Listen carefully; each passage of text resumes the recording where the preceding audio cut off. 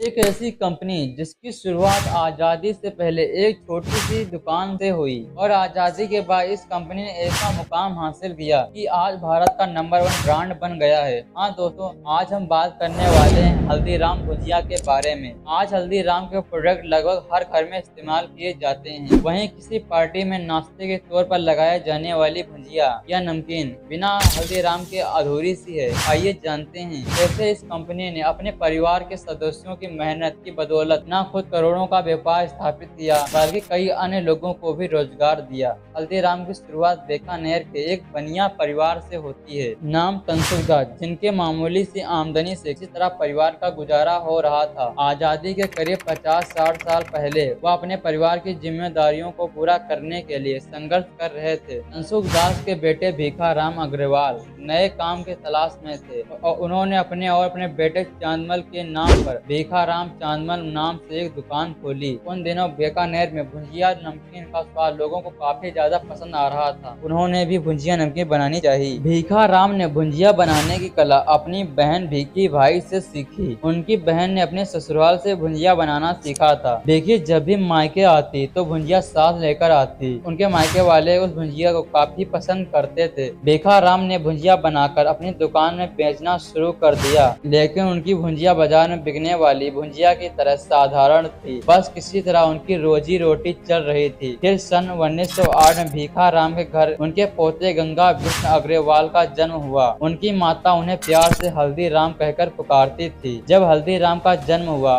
तो उनके दादा की उम्र महज 37 साल थी। उस जमाने में जल्दी शादियां हो जाया करती थी। खैर, बचपन से ही हल्दीराम ने घर में नमकीन बनते देखी। छोटी सी उम्र में हुई वो घर व दुकान के कामों में हाथ बटाने लगे। वे काम करने में कभी हिचकिचाते नहीं थे। उनके अंदर सबसे अच्छी खूबी यह थी कि किसी काम को बड़ी मेहनत व लगन से जल्दी सीख लेते थे। उन्होंने जल्द ही भुजिया बनाना भी सीख लिया और मात्र 11 साल की उम्र में हल्दीराम की शादी चंपा देवी से हो गई। शादी के बाद जब जिम्मेदारियां बढ़ गईं, हल्दीराम ने अपने दादा की भुजिया वाली दुकान पर बैठना शुरू कर दिया। लेकिन उन्हें एहसास हुआ कि उनकी भुजिया बाजार में बिकने वाली भुजिया से कुछ खास नहीं है। वो भुजिया के व्यापार को बढ़ाना चाहते थे। इसके लिए उन्हें कुछ अलग करने की जरूरत थी। ऐसे में हल्दीराम ने अपनी भुजिया के स्वाद को बढ़ाने के लिए कुछ बदलाव करना चाहा। जिस भुजिया को वो सिर्फ बेसन से बनाया करते थे, उन्होंने उसमें मोठ की मात्रा को बढ़ा दिया। अब उस भुजिया का स्वाद जरा सा बदल गया था, लेकिन उनके ग्राहकों को यह स्वाद काफी पसंद आ रहा था। उनकी भुजिया बाजार में बिकने वाली भुजिया से ज्यादा जायकेदार और अलग लगने लगी। लेकिन समय के साथ परिवार बढ़ने लगा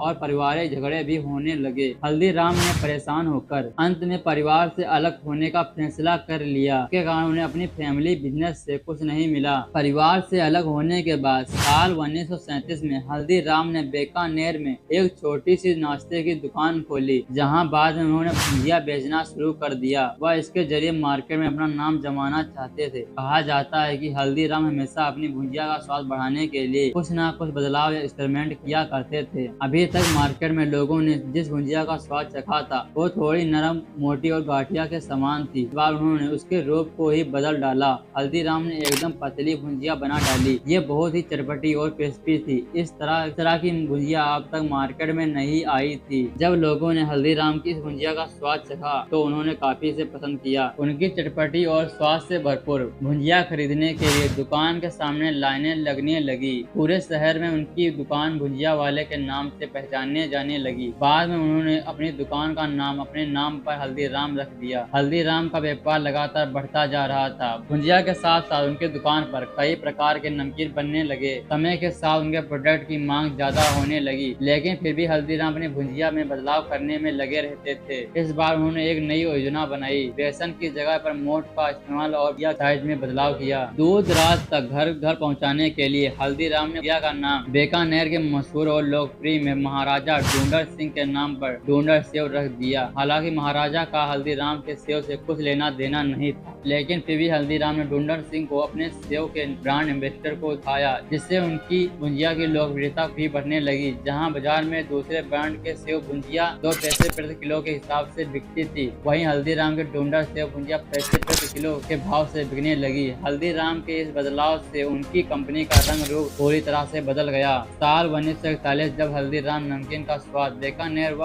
के आसपास के लोगों को काफी पसंद आने लगा। हल्दीराम अपने बिजनेस को अब पूरे देश में फैलाना चाहते थे। एक बार वह कोलकाता में एक शादी में शिरकत होने पहुंचे, जहां वह अपने साथ अपनी भुंजिया लेकर गए थे। उनकी भुंजिया का स्वाद उनके रिश्तेदारों और दोस्तों को काफी पसंद आया और रिश्तेदारों ने हल्दीराम को कोलकाता में एक दुकान खोलने को कहा, जिसके बाद हल्दीराम ने अपनी कंपनी का एक ब्रांच कोलकाता में भी खोल दिया। आगे उनके पोते शिव किशन अग्रवाल मनोहर अग्रवाल ने उनके कारोबार को संभाला। इन दोनों ने मिलकर अपनी कंपनी को कोलकाता के बाद साल 1970 में नागपुर में और साल 1982 में देश की राजधानी दिल्ली तक पहुंचाया। लेकिन जितनी आसानी से मैंने ये सब बोला, क्या उतना भी आसान नहीं था। हल्दीराम का कारोबार दिल्ली में तो अच्छी तरह से जम गया, लेकिन महाराष्ट्र के नागपुर में इस कंपनी को कुछ खास तरह की सफलता नहीं मिली। लेकिन अपने दादाजी की तरह दोनों पोते ने अपनी मार्केट स्ट्रेटजी में थोड़ा बदलाव करके अपने इस कंपनी की लाज रखी। कहा जाता है कि उन दिनों महाराष्ट्र में स्नैक्स और नमकीन के आइटम तो बहुत थे, वहाँ कमी थी तो बस मिठाइयों। तो जिस कंपनी बीकानेर, कोलकाता और फिर दिल्ली में अपने भुंजिया की वजह से मार्केट में पहचान बनाई, उस कंपनी को नागपुर में पहचान बनाने के लिए मिठाई का सहारा लेना पड़ा। शिव किशन अग्रवाल ने नागपुर में हल्दीराम की भुंजी दुकान खोली, लेकिन वहाँ उन्हें महाराष्ट्र के लोकल स्नैक और नाश्ते को ही बेचना पड़ा। पर यहाँ जो भी सामान खरीदते या नाश्ता करने आते, उसे वहाँ एक काजू कतली फ्री में दी जाती। काजू कतली वहाँ के लोगों के लिए एक नई मिठाई थी, इसलिए धीरे धीरे वहाँ के लोगों में हल्दीराम फेमस होने लगा। जिसके बाद हल्दीराम की दुकान में कई और नई चीजें को इंट्रोडक्शन किया गया, जैसे छोले भटूरे, इडली सांभर। हल्दीराम ने इन नाश्तों में ही अपनी भुंजिया का इस्तेमाल करना शुरू कर दिया।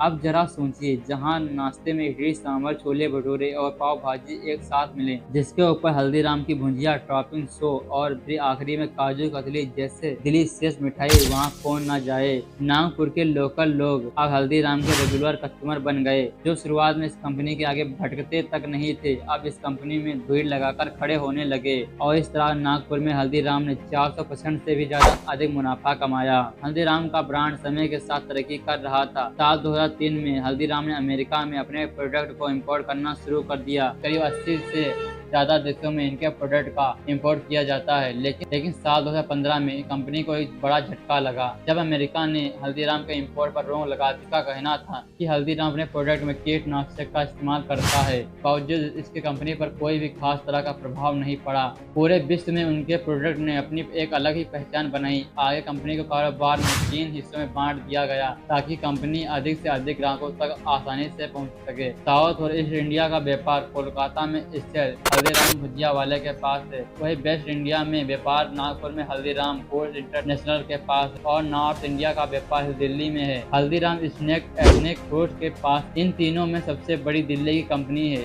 एक रिपोर्ट के अनुसार साल 2013-14 के बीच दिल्ली वाली हल्दीराम कंपनी का रेवेन्यू 2100 करोड़ रुपए था। वहीं नागपुर वाली कंपनी का सालाना रेवेन्यू 1225 करोड़ और नागपुर वाली कंपनी का सालाना मुनाफा 210 करोड़ रुपए। साल 2019 में हल्दीराम का टोटल रेवेन्यू 7130 करोड़ रुपए था। एक रिपोर्ट के अनुसार आज हल्दीराम लोगों को न सिर्फ भुंजिया बल्कि कई अन्य तरह के स्वादिष्ट नमकीन स्नैक फूड प्रोडक्ट के साथ साथ 4 से अधिक प्रोडक्ट का स्वाद चखा रहा है। इसमें आप हल्दीराम की लोकप्रियता का अंदाजा ऐसे लगा सकते हैं। अब इसने सोचा था कि बीकानेर की एक छोटी सी दुकान एक दिन दुनिया भर में मशहूर हो जाएगी, लेकिन मेहनत और लगन से क्या संभव नहीं है। तो दोस्तों, हल्दीराम का कौन सा प्रोडक्ट आपको सबसे ज्यादा अच्छा लगा, कमेंट सेक्शन में जरूर बताना। Thanks for watching.